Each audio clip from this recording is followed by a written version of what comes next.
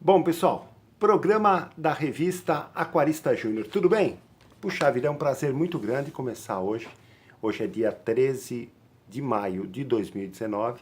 Estamos começando o programa da revista Aquarista Júnior, programa número 13. Entendeu? Estamos aos poucos, gostaria de, em primeiro lugar, agradecer aí a audiência, agradecer as pessoas que estão entrando em contato com a gente, aquela coisa toda. E estamos aos poucos, né, através dos capítulos, através dos episódios, aquela coisa toda, contando o quê? A história do aquarismo brasileiro nos últimos 30 anos, nas últimas 3 décadas, sobre a ótica, sobre aquilo que a revista Aquarista Júnior foi fazendo, projetando, dinamizando, criando artigos, criando matérias, criando regras, criando receitas de criação, criando métodos de prática aquarísticas, projetos, sessões na revistas, né, para engrandecer todos os tipos de opções de aquarismo, todos os tipos de opções de prática aquarística, entendeu? Para todas as idades, tanto para criança, para o jovem, pré-adolescente, adolescente, adulto, idoso, convalescente, pessoa com mobilidade reduzida. Então o aquarismo sempre foi um hobby símbolo de terapia ocupacional, de anti-estresse, aquela coisa toda. E nós, através do programa da revista Aquarista Júnior, estamos contando aquilo que fomos fazendo ao longo dos anos para privilegiar essa coisa de engrandecimento cultural, técnico dos aquaristas em geral, tá legal? Só para você ter uma ideia, na história do aquarismo estamos no ano de 1994.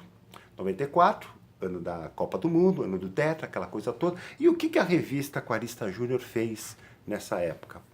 É o seguinte, você sabe que, falei nos programas anteriores, né, sempre eu fui muito disposto a criar, vamos dizer, projetos, né, para que pudesse, de uma maneira simples, todos eles engrandecer a ideia do aquarismo, a ideia do hobby, a ideia vamos dizer, daquilo que o aquarista precisava saber para praticar um hobby saudável, um hobby assim para muitos e muitos anos, né?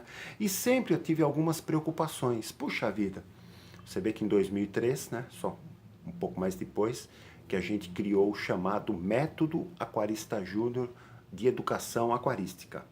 Quer dizer, começamos a chamar, né? Até então sempre existiu, mas essa foi o método de educação aquarística que a gente procurou, vamos dizer, fixar, pelo menos o nome, né? Mas isso desde a década de 80, a gente vem tentando o quê? Fazer com que o aquarista não pense no aquário simplesmente olhando o aquário de fora para dentro. Olhando os peixes, olhando as plantas, a decoração, nada disso.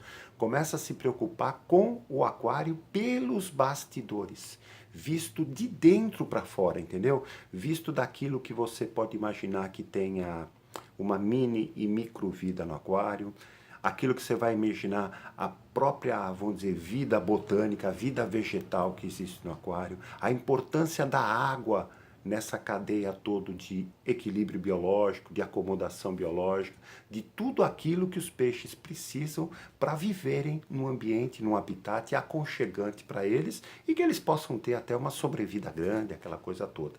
Então o que acontece? A gente sempre tentou, isso desde os primórdios, né, fazer com que o aquarista tivesse uma visão mais ampla de todos os aspectos do aquarismo. É por isso até que a revista é feita de uma colcha, né? Um conglomerado, uma juntada de várias sessões sobre vários assuntos, para o aquarista ter o quê? Noção, aquela coisa de tudo um pouquinho.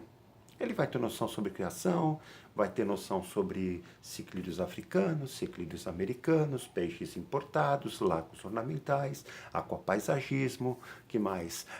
Coluna do veterinário, coluna do biólogo, entendeu?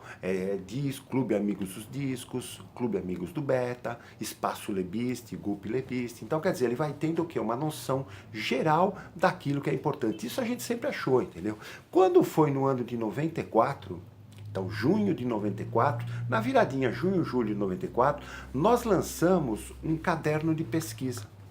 Lembra que eu falei? Existiam várias preocupações, que é aqui, ó, esse daqui é o original, dá pra ver?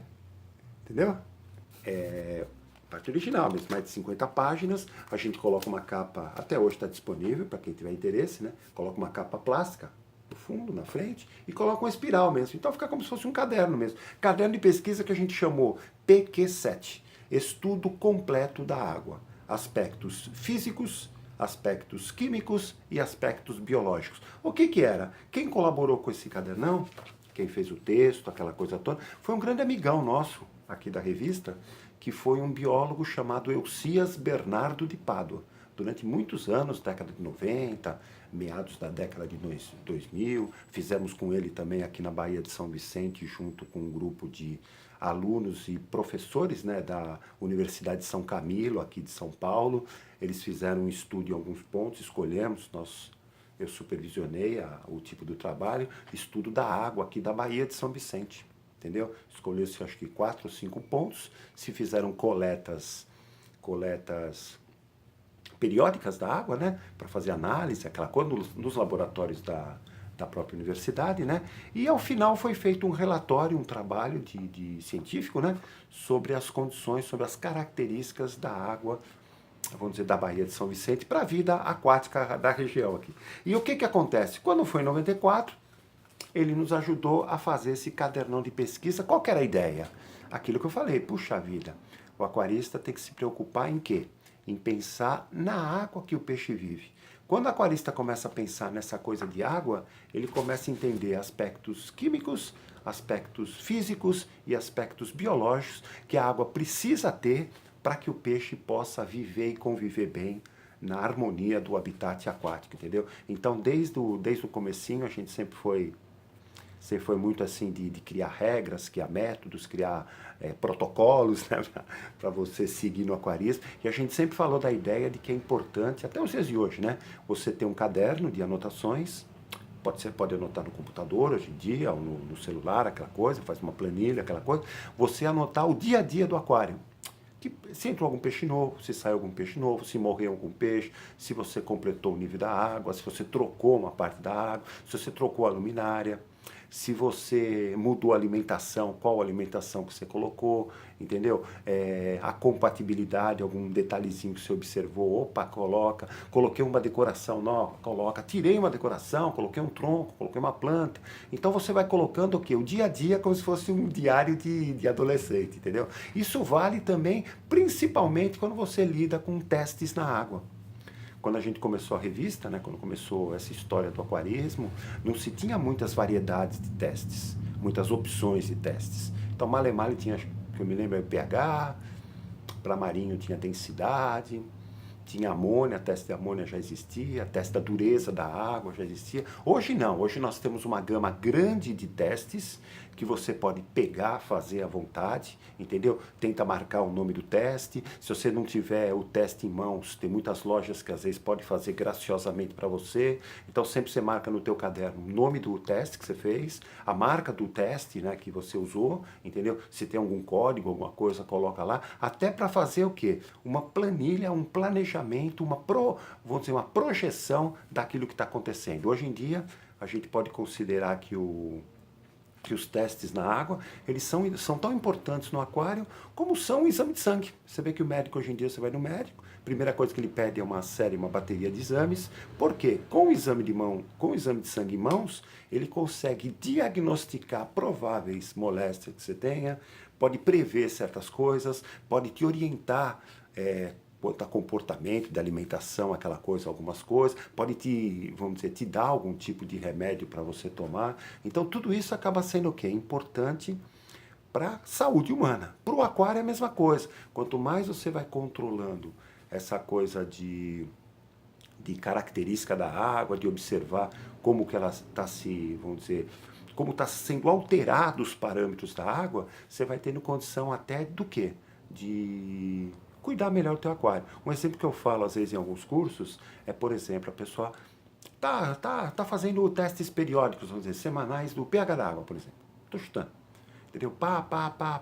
Então lá, 7,2, 7,4, 7,3, 7,2. Vamos dizer que ela está fazendo semanalmente. De repente, ela notou que os peixes do aquário estão meio jururu, aquela coisa, papapá lá. Aí quando ele fez um teste na água, despencou o pH da água. Fala, puxa vida, primeira coisa que às vezes o aquarista pensa é que pegou alguma doença e que precisa dar uma medicação na água ou uma medicação no peixe para tratar. E às vezes é simplesmente Porque de repente morreu um peixe no aquário, você não percebeu, às vezes morreu um cascudo, o cascudo fica naquela posição que nunca parece que está morto, né?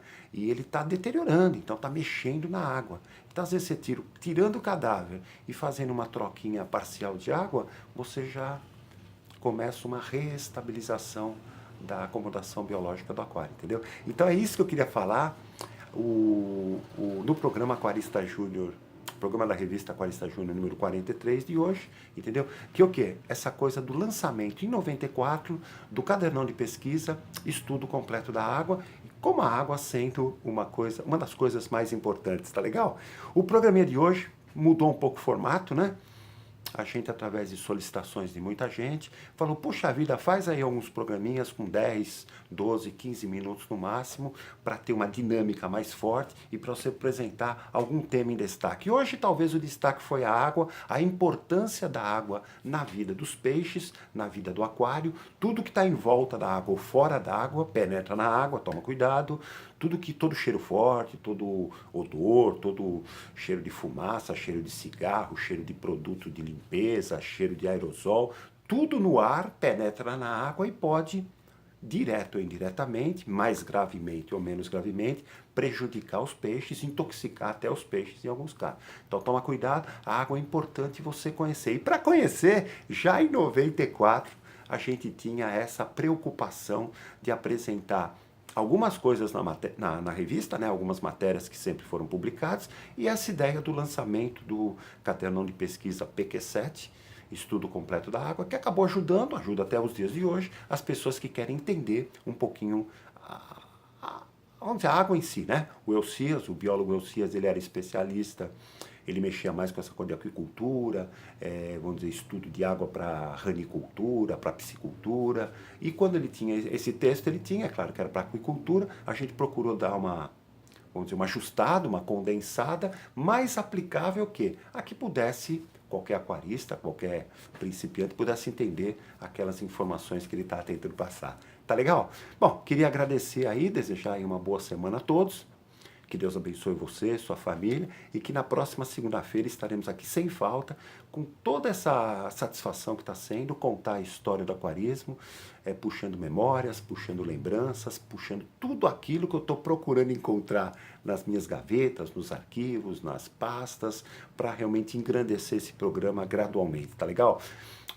O programa vai ao ar todas as segundas-feiras, a partir das 18 horas, mais ou menos, né? No Facebook, meu, Marcos Marques da Silva, na fanpage, Facebook também, né? Aquarista Júnior, e eu também coloquei no próprio celular, eu fiz uma relação dos videozinhos no YouTube, tá como Marcos Marques da Silva, tá legal? Tchau, tchau, bye, bye, muito obrigado, entendeu? E até a próxima segunda-feira sem falta. Tchau!